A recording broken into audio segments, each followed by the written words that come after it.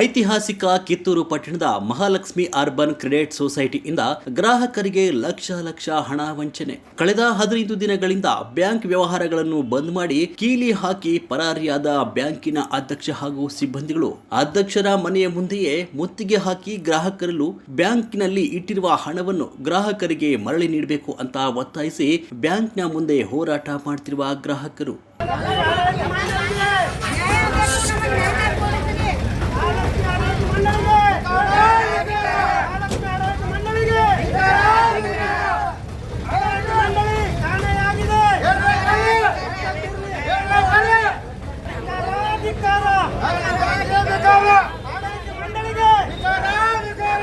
Bank ಬಂದಾಗ 15 ದಿನ ಆದ್ರೆ ನಮಗೆ ಈಗ ಮಣ್ಣಿಂದ ಗೊತ್ತಾಗೈತಿರದ ನಾವು ರೊಕ್ಕ ಕೊಡ ಮಟ್ಟ ಬಿಡುದಿಲ್ರಿ. ನಾವು ಏನ್ ಆಗ್ತೈತೆ ಆಗಿಲ್ರಿ